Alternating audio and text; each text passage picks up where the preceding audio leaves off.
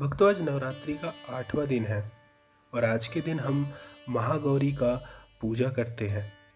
और आज के इस वीडियो में मैं आपको दो सबसे महत्वपूर्ण चीज़ें बताऊंगा। पहला, माता महागौरी की उत्पत्ति की कथा, और दूसरा, आज किसको पूजा करने से सबसे ज़्यादा लाभ मिलेगा। तो वीडियो को लास्ट तक जरूर देखें। देवी भगवती के 8वें शक्ति स्वरूप को माता महागौरी के नाम से जाना जाता है।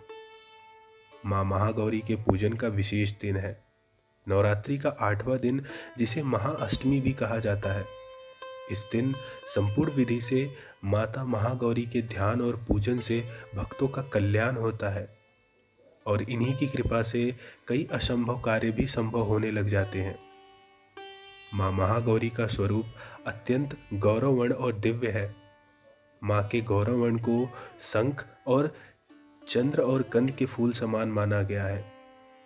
माता महागौरी का वाहन वृषभ है। इनकी 4 भुजाएं हैं। इनके दाहिने हाथ में त्रिशूल है और दूसरे दाहिने हाथ अभय मुद्रा में है। माँ ने बाएं हाथ में डमरू धारण किया है और एक अन्य बायां हाथ वर मुद्रा में है। इस स्वरूप में माँ अत्यंत शांत प्रतीत होती हैं। माता महागौरी पूर्ण श्वेत वस्त्र और आभूषण धारण करती हैं, इसलिए इनका नाम श्वेतांबरी भी है। अब मैं आपको बताऊंगा माँ महागौरी की उत्पत्ति कैसे हुई। पुराणों में वर्णन है कि अपने बाल्यकाल से ही माता पार्वती मन ही मन भगवान शिव को अपना पति मान चुकी थी।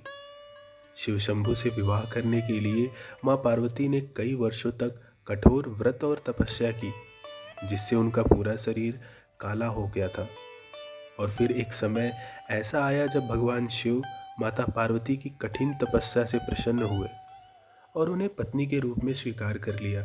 इस तरह माता पार्वती ने अपने मन की इच्छा के अनुसार वर को पाने की तपस्या पूर्ण की और तत्पश्चात माँ ने गंगा जल से स्नान कर स्वयं को शुद्ध किया। वर्षों तक किए गए कठिन तप और उसके बाद गंगा जल से किए गए स्नान से माता का स्वरूप गौरवर्ण हो गया। माँ की आभा एक शंख और एक चंद्र के समान श्वेत थी और इसलिए उन्हें अति गौरवर्ण के कारण उन्हें देवी महागौरी के नाम से जाना जाने लगा। चलिए अब जानते हैं नवरात्रि के 8वें दिन माता महागौरी की पूजा से जुड़ी अन्य जानकारियाँ और इनसे भक्तों को होने वाले लाभ के बारे में। माँ महागौरी छाया ग्रह कहे जाने वाले राहु की शासक हैं, इसलिए जो साधक राहु के बुरे प्रभावों से पीड़ित है उन्हें माँ के इस स्वरूप की पूजा अवश्य करनी चाहिए। इसलिए उन्हें राहु दोष से होने वाली बाधाओं से मुक्ति मिलती है। महाअष्टमी के दिन विवाहित महिलाएं अपने सौभाग्य की रक्षा के लिए देवी माँ को चुनरी का चढ़ावा भेंट करती हैं।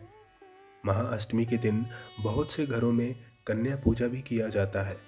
कन्याओं को साक्षात माँ दुर्गा का रूप माना जाता है, इसलिए इन दिन कन्याओं को घर बुलाकर उन्हें हलवा पूड़ी खीर आदि का भोजन करवाने से माँ आदिशक्ति के सारे सुखों का आशीर्वाद मिलता है।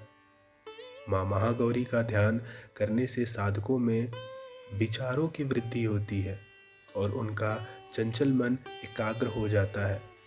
माता की आराधना से उनके भक्तों के कष्ट का नाश होता है और माता की कृपा से संपन्न होकर अपनी जीवन व्यतीत करते हैं।